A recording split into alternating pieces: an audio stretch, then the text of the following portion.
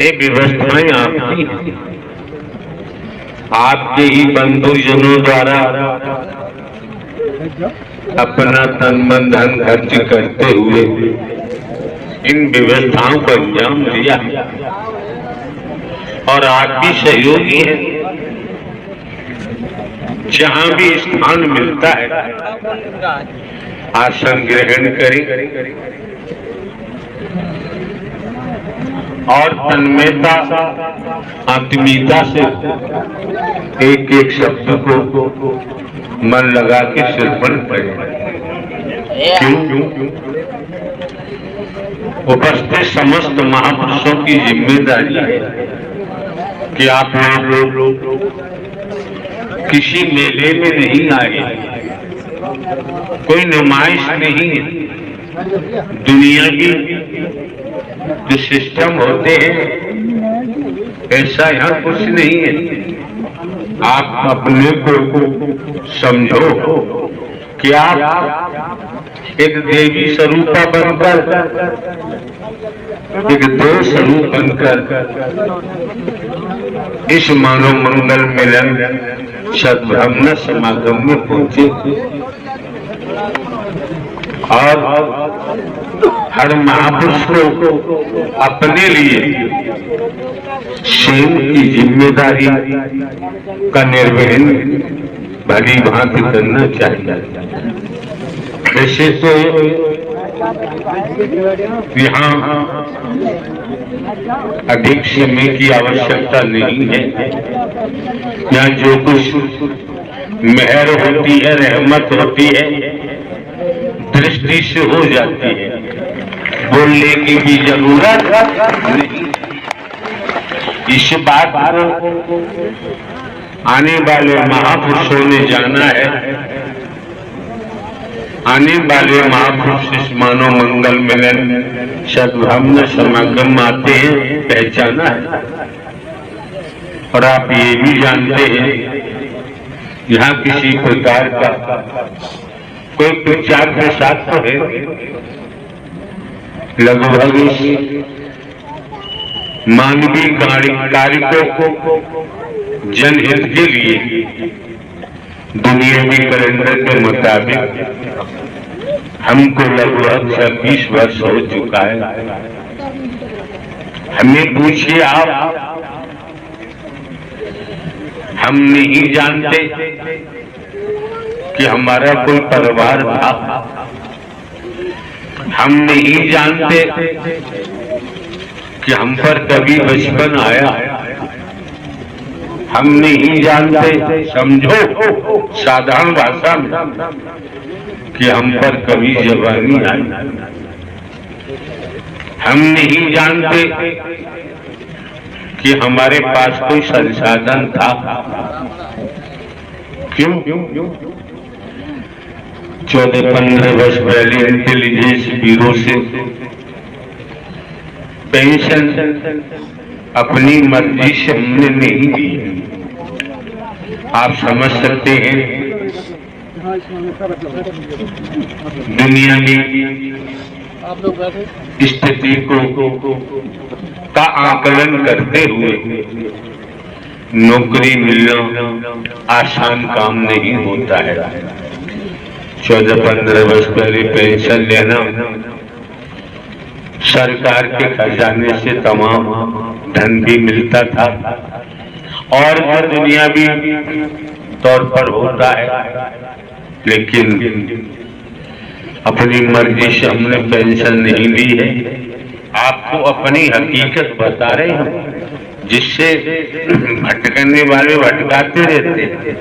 कलयुग है, घर घर में भगवान बैठे रोज पैदा होते हैं। आपकी मर्जी है, कहीं जाओ, आपकी इच्छा। तो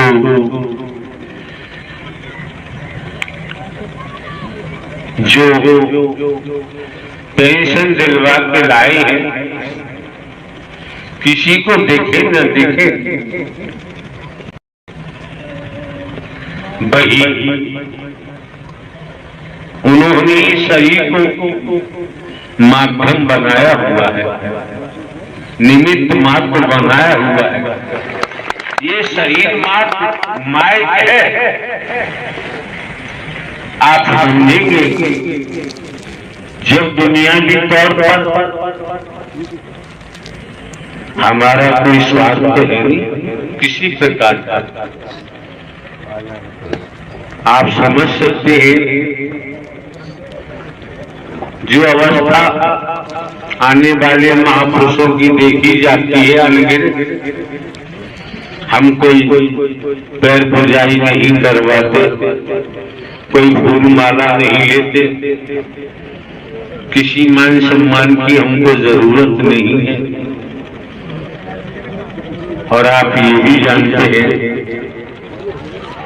लगभग 36 वर्ष दुनियावी कैलेंडर के मुताबिक हो चुका, कहीं पर भी आपने दान पात्र नहीं देखा होगा। किसी प्रकार का वस्तु पदार्थ या चढ़ावे का कोई प्रावधान नहीं है। और आप ये भी जानते हैं भिन्न भिन्न प्रांतों में, कस्बों में, शहरों में, नगरों में, महानगरों में, ग्रामीण अंचलों में आप ही लोग मनोमंगल मिलन सद्भावना समागम के आयोजन के लिए बुलाते हैं। जाना होता है, पहुंचना होता है। हर महापुरुष जानता है इतना अंतराल हो गया है, कहीं रुके कहीं ठहराए, ठहरे जहां आप लोग ठहराते हैं। कमेटी के महापुरुषों का भी हम भोजन ग्रहण नहीं करते। समझो, समझने का प्रयास करो। तनिक समझेंगे तो समझ में आता है। और ये समझ में आता है वैदिक काल का इतिहास क्या बताता है,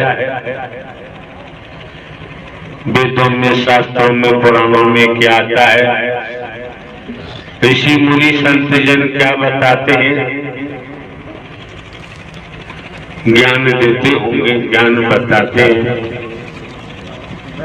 आप मंदिर जाएं, पूजा करने जाइए, शिवालय जाएं, पूजा करने शिवालय जाइए। आप काशी विश्वनाथ जाइए, आप मथुरा वृंदावन जाएं, हरिद्वार जाएं, आप जाइए, केदारनाथ बद्रीनाथ, जहां भी आपकी मर्जी है जाएं, जाते होंगे। यहाँ कभी किसी पर कोई प्रतिबंध नहीं लगाया जाता है। और आप ये भी जानते हैं हमारे द्वारा अनेक बार कहा गया है, आप राम जी की पूजा करें, आप स्वतंत्र हैं।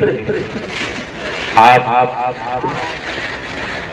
शंकर, ब्रह्मा, विष्णु, राम, श्री कृष्ण, देवी दुर्गा, हनुमान जी, काली, गणेश जी, उनकी पूजा करें। यहाँ कोई रोड़ा तो है नहीं, न व्यवधान डाला जाता है। आप अपने जीवन को संचालित करने के लिए स्वयं जिम्मेदार हैं। आप अपने जीवन को किस दिशा में ले जा रहे हैं आप भली बात समझ सकते हैं। लेकिन जब आपका आगमन इस मानव मंगल मिलन सद्भावना समागम में हुआ है तो हमारे द्वारा लगभग 26 वर्षों से जनहित मानव कल्याण का कार्य ही किया जाता है, वो भी निःशुल्क। मानवता का ही फाउंडेशन रखा है। मानवीय आधार पर ये मानव मंगल मिलन सद्भावना समागम के आयोजन होते हैं, आप ही लोग कराते हैं। आप समझ सकते हैं आपको सद्ज्ञान भी मुहैया कराया गया है और सद्ज्ञान ने बता दिया जिससे भटकने से बचो, भुलावी से बचो। तो सद्ज्ञान दिया कि मैं कौन हूँ, मैं आया कहां से हूं, मेरा रूप क्या है, मेरा स्वरूप क्या है, मुझे क्या करना चाहिए, मैं कर क्या रहा हूं। स्पष्ट जाहिर कर दिया, बेन बॉडी आई सोल, ईश्वरानु सजीव अविनाशी। इतना तो हम आप सभी जानते हैं। ब्रह्मांड की रचना करने वाली कोई ताकत है, कोई पावर है, कोई शक्ति जो दिखाई नहीं देती, दिखाई भी देती है। जैसे दूध के कण कण में, बूंद बूंद में घी होता है, लेकिन दिखाई नहीं देता। जब नियमानुसार विधि के तहत दूध को गर्म करेंगे, उचित डिग्री पर जामुन डालेंगे, दही बनेगा। दही को मथेंगे तो लौनी निकलती है। आपकी भाषा में मक्खन के तो लौनी निकलती है। उस लौनी को लेते हैं, कढ़ाई चूल्हे पे रखते हैं, लकड़ी जलाते हैं, लौनी को कढ़ाई में डालते हैं, तपाते हैं। कुछ देर के बाद जो कुछ गंदगी होती है जलकर कढ़ाई के तले से चिपक जाती है और घी निकल के सामने तैयार दिखाई देता है। इसी प्रकार देखने के लिए ये मानो मंगल मिलन सद्भावना समागम आपके सम्मुख है। अंश के बतौर देखे एक नूर से सब जग उपजा, सभी में एक ही नूर समाया है, ना कोई गरीब ना बेगाना है। इस ब्रह्मांड में अपना कोई दुश्मन है ही नहीं। अगर दुश्मन है तो हमारे बेकार है, बेसन है। एक नहीं अनेक बेसनों में हम डूबे हुए हैं, बेकारों में डूबे पड़े हैं। अब ये कपड़े गंदे हैं और इन गंदे कपड़ों को गंदे नाली के पानी में भिगोकर जब साबुन लगाएंगे, सर्फ लगाएंगे, तो निश्चित है साबुन सर्फ में कास्टिक सोडा की मात्रा होती है। कितना ही रगड़ो वस्त्रों को आपके हाथ कट सकते हैं, गल सकते हैं। कपड़े का धागा धागा हो सकता है।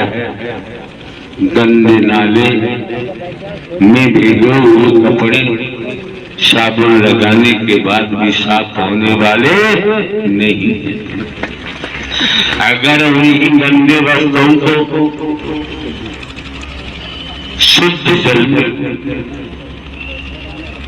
पानी के छींटे लगाकर पानी में भिगोकर जब थोड़ा सा साबुन रगड़ेंगे, उससे कपड़ों को मसलेंगे, पीतना से पीटेंगे, तो कपड़ों की गंध निकल के बाहर आती है। और फिर वही शुद्ध पानी जल डालेंगे और गंध निकलेगी। बाल्टी में कपड़ों को भिगोएंगे, निचोड़ेंगे तो गंध निकलेगी। कई बार शुद्ध जल में कपड़ों को डुबोकर निचोड़ेंगे, तब पता चलता है कि कपड़ों की गंध दूर हो गई, कपड़े साफ हो गए। इसी तरह से हम स्वयं को देखें कि बाबा जी खड़े हैं, क्या बता रहे हैं। इन्होंने अपनी तंत्र विद्या के बारे में बताया। ये जाने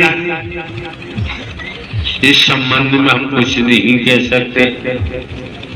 संसार में देखें अनगिनत तंत्र है, कोई कमी नहीं। जिसका जो मन चाहता है उसी तंत्र में सम्मिलित हो जाता है, उसी तंत्र में रहने लगता है, जीने लगता है। लेकिन इस मानव मंगल मिलन सद्भावना समागम में आपने आगमन किया है, आपकी मौजूदगी है, तो इस पर हम आपको जाहिर करते हैं। यहाँ कोई मिशन नहीं है हमारा, कोई संघ नहीं, कोई संस्था नहीं, न मिशन है, न संघ है, न संस्था है, और कुछ भी नहीं है। केवल मानव धर्म सत्य था, है और रहेगा। मानवता, भाईचारा, अनेकता में एकता, मानव मानव को गले लगाना, मानव मानव से प्रेम करना। क्यों? मानव की सच्ची सेवा में ही परमात्मा झलकता है। परमात्मा हमारी तरह कहीं भटकता नहीं है। तो ध्यान दे, मिट्टी को आप खोदे और किसी दिशा में फेंके, ऊपर को फेंके, स्वाभाविक मिट्टी नीचे आती है। क्यों? मिट्टी का मूल नीचे, जमीन वसुंधरा तो नीचे आते हैं। जल को आप ले उछाले ऊपर को, जल भी स्वाभाविक नीचे आता है कि जल का मूल नीचे जल है, जलाशय है। अग्नि को जलाए, स्वाभाविक अग्नि की लपटें ऊपर जाती है, सूर्य की तरफ भागती है। तो जब आप लोग इस मानव मंगल मिलन सद्भावना समागम में पहुंचे तो आपको ये समझना चाहिए कि हमारा मूल कौन है। जब तक संसार में है तब तक आपके मूल माता पिता, बेटा बेटी, भाई जो भी है माता पिता हो सकते हैं। लेकिन रूहानियत के आधार पर देखें तो आपका हमारा मूल कौन है। अगर हम मिथ्या नस्ल की ही वशीभूत बने रहे तो श्रीमान जी ध्यान दे, तो श्रीमान जी मूल से दूर होते जाएंगे और मूल से दूर होने का परिणाम क्या आता है। जरा ध्यान दे के सुनिए आप लोग, थोड़ी देर के लिए शांत हो। उसका परिणाम क्या आता है। मूल से दूर होने पर, मूल से दूर होने के बाद कर्म का आधार है, कर्म का आधार है। ये स्थूल शरीर है, कारण शरीर है, सूक्ष्म शरीर है, 5 कर्म इंद्रिय है, 5 ज्ञान इंद्रियां हैं। तो ज्ञान सबके पास है। दूसरे नारायण साकार हरि परमात्मा ब्रह्मांड के रचयिता है। नारायण साकार हरि परमात्मा मायाधीश है, जीव माया अधीन है। और परमाया परमात्मा की दासी है। जब तक आप घर परिवार में रहते हुए, खेती बाड़ी नौकरी व्यापार करते हुए, जब तक माया पति की तरफ नहीं जाएंगे तो क्या होगा? कर्म का आधार है, कर्म के अनुसार हमें कर्म का आधार है। वर्तमान से भी समझ सकते हैं, खेत में गेहूं का बीज डाला है, समय आने पर गेहूं की ही फसल मिलेगी। चने का बीज डाला है तो चने की फसल मिलेगी। आपने अपने कमरों में, कोठी में भूसा भर रखा है, जब खोलोगे तो भूसा ही तो निकलेगा।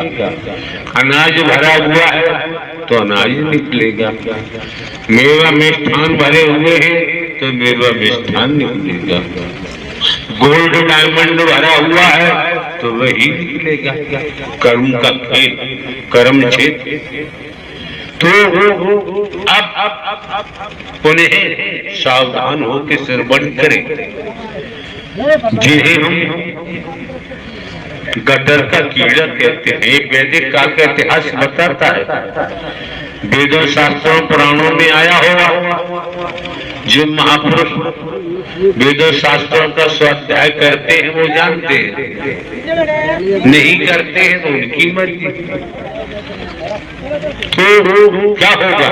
कर्म के आधार पर हमारा, अगर आज हम मूल से दूर है तो क्या होगा? कर्म हमें गंदे नाले का कीड़ा बना देगा। वैदिक काल का इतिहास पुष्ट करता है। यही कर्म हमारा जो हम करते हैं, उसी से हम गटर के कीड़े बनेंगे। इसी कर्म से निम्न को कि तनु में यातना भोगने के लिए जाना ही पड़ेगा। कोई संशय नहीं, कर्म बना देता है। अगर आप मूल से दूर भागे, मूल से दूर रहे तो कर्म हमें कुत्ता कुतिया गधा घोड़ा गाय भैंस कीड़ा मकोड़ा सांप बिच्छू छिपकली के तलों में जाने को मजबूर कर देगा। अपराध किया है तो जेल जाना ही पड़ेगा, बच नहीं सकते। इसीलिए सरकार ने व्यवस्था की हुई है भिन्न भिन्न विभागों की। ये व्यवस्था जो आप देख रहे हैं नारायण साकार हरि परमात्मा की है। आप समझे न समझे आपका अपना काम है, हमारा कोई स्वार्थ नहीं किसी प्रकार का। तो हम आप लोगों को गुमराह नहीं कर सकते। हमारा कोई स्वार्थ होता तो हम आप लोगों को हसी स्वप्न दिखाते, ऐसा करो ऐसा करो ऐसा करो, ये मिलेगा वो मिलेगा, माला माल हो जाओगे, पता नहीं क्या क्या क्या। लेकिन यहाँ आपको ये संसार भवसागर है, ब्रह्मांड भवसागर।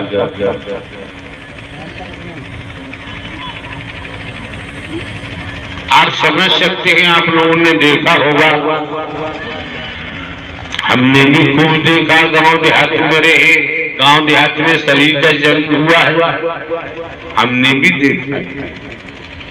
तालाब है, तालाब तो सरोवर नहीं कह सकते, तालाब में विशेष प्रकार की घास होती है पानी में, क्या कहते हैं उसे, नाम तो हमें नहीं याद रहा। उस तालाब में जो घुस जाता है वो घास पैरों से लेकर ऊपर तक चिपक जाती है। जितनी उसे घास को हटाओगे उतनी घास लिपटती जाती है, बांध लेती है। अगर कोई पशु उस तालाब में घुस गया तो पशु की भी ही हालत होती।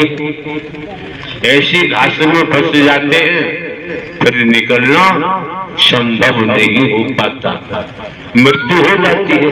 क्यों? अगर उस पशु को, उस व्यक्ति को निकालने कोई जाए बाहर से तो वो भी फंस जाएगा।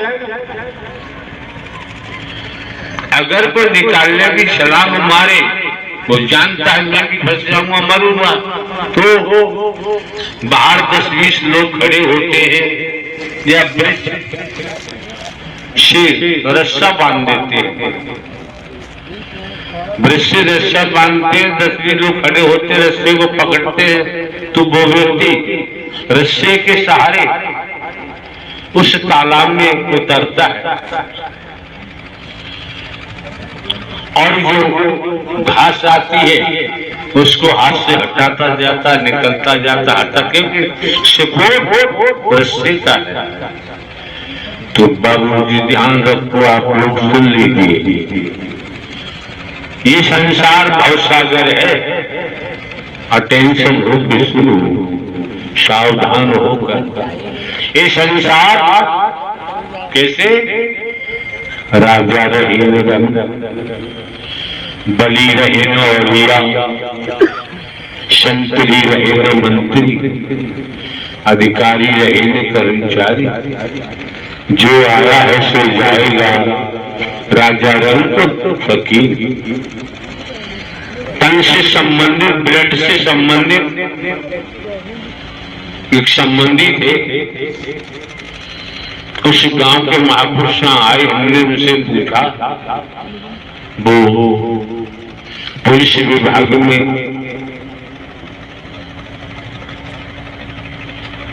शायद डीजी बता रहे थे। हमने पूछा वो कहाँ है, वो कहाँ है, तो उन्होंने बताया कि कोरोना का वो तो मर गए,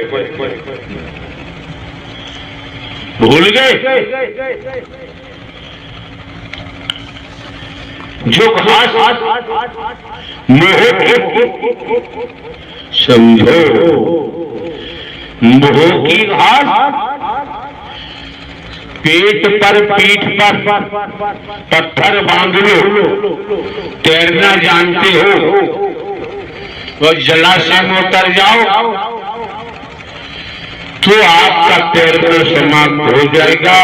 पत्थर पेट और पीठ से बने होने के कारण जलाशय में डूब के मर जाओ, निकलना संभव। पत्थर दिखाई देता है लेकिन जो ये भवसागर है वो तो जल की बात है, ये भवसागर है, पूरा ब्रह्मांड एक भवसागर है। और इसमें हमने हर पल मोह के पत्थर बांधे हुए हैं, लोभ के पत्थर बांधे हुए हैं,